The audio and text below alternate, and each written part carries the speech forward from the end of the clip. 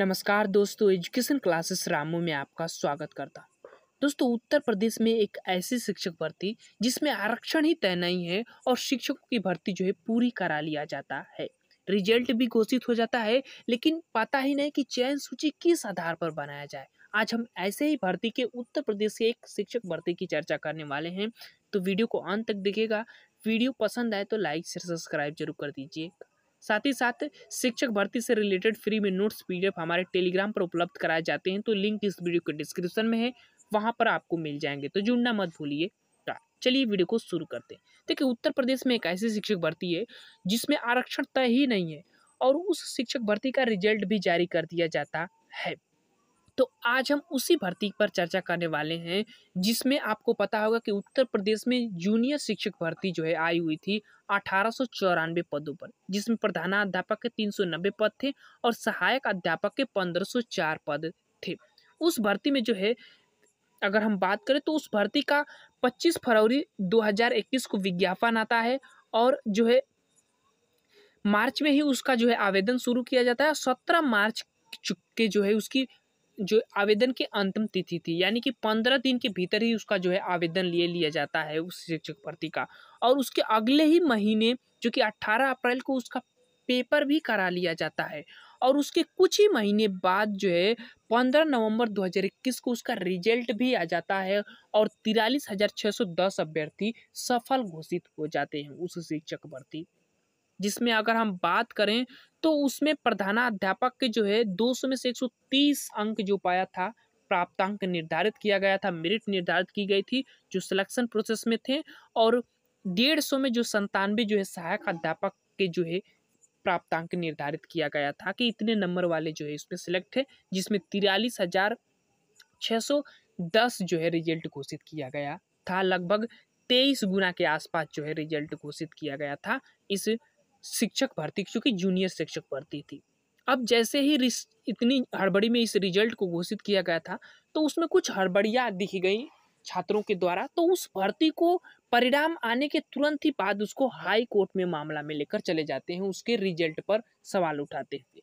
फिर high court इसको जवाब देता है कि भाई इसको संशोधित परिणाम जारी किया जाए। फिर उसके बाद पीएनपी क्या करती है कि 6 सितंबर 2022 को इसका संशोधित परिणाम जारी कर देती है।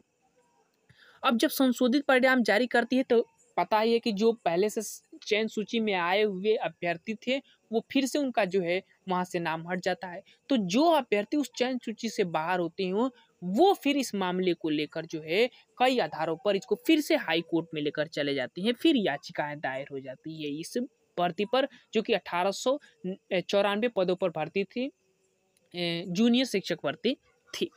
उसके बाद इसका 15 नवंबर 2024 को फिर से हाई कोर्ट ने सभी याचिकाएं इस भर्ती पर जितनी थी उनको खारिज कर देता है और इसका रास्ता साफ हो जाता है कि भाई इस भर्ती को मेरिट के आधार पर कंप्लीट किया जाएगा। लेकिन मामला इसमें गड़बड़ है आरक्षण का। और आपको पता कि आरक्षण की वजह से कई सारी उत्तर प्रदेश में भर्तियां लटकी हुई है। जैसे टीजीटी पीजीटी की 4300 के आसपास पद थे, उसका अभी तक परीक्षा नहीं लिया गया है आरक्षण की वजह से। और यही मामला इस भर्ती में आरक्षण देखा जा रहा है। हाल ही में ये चर्चा में भी बना हुआ है।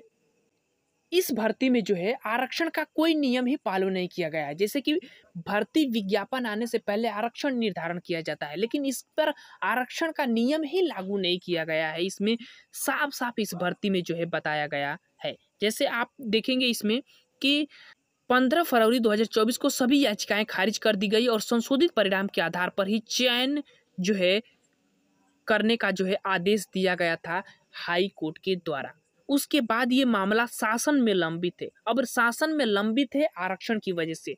अब देखिए, नियुक्ति देने के लिए मेरिट लिस्ट के अनुसार काउंसलिंग होनी है। अब नियुक्ति तभी आप देख सकते हैं जब तक आप मेरिट निर्धारित नहीं कर सकते।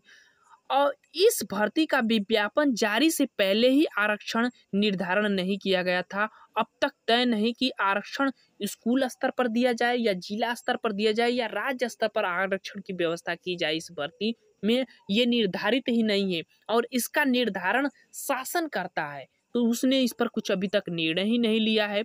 इस चीज की वजह से आरक्षण के चलते हजारों शिक्षकों भर्ती से पहले ही विवादित है। इसीलिए इस भर्ती को पूरी करने के लिए विभागीय अधिकारी कोई पहल ही नहीं कर रहे हैं, क्योंकि उनको कोई भी बात हो रही है तो उस मामले को वो शासन पर जो है थोप देते हैं कि शासन अभी तक आरक्षण निर्धारित ही नहीं किया है, तो हम कैसे इसकी चयन सूची, मतलब इसका चयन सूची जारी कर दिया, चाहे कैसे कर दें।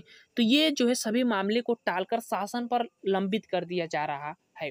और बहुत अभ्यर्थियों जो है बहुत दिनों से पीएनपी पर जो है इस भर्ती को लेकर, शासन के खिलाफ इस भर्ती को लेकर जो है आंदोलन कर रहे हैं। तो ये है जूनियर शिक्षक भर्ती उत्तर प्रदेश की स्थिति, जो कि अभी तक उसकी जो है चयन जो है प्रक्रिया कंप्लीट नहीं हो पाई है। और आपको पता होगा कि 69,000 शिक्षक भर्ती का जो मामला अभी कोर्ट में ही चल रहा है, उसकी सुनवाई।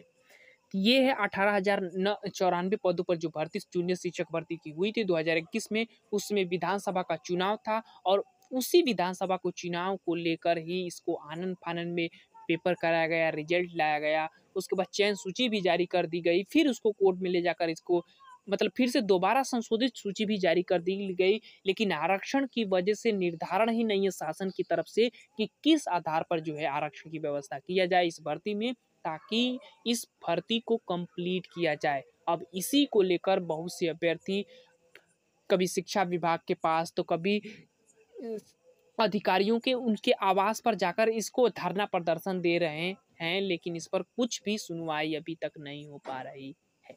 आगे आने वाले समय में क्या हो सकता है ये तो आगे ही पता चलेगा, लेकिन ये भी भर्ती एक अलग ही तरीके से जो है लटकी हुई है। बाकी आपको इस भर्ती के बारे में पूरी समझ आ गया होगा तो वीडियो को लाइक शेयर सब्सक्राइब जरूर कर दीजिएगा। चलिए आज के लिए बस इतना ही। Thank you.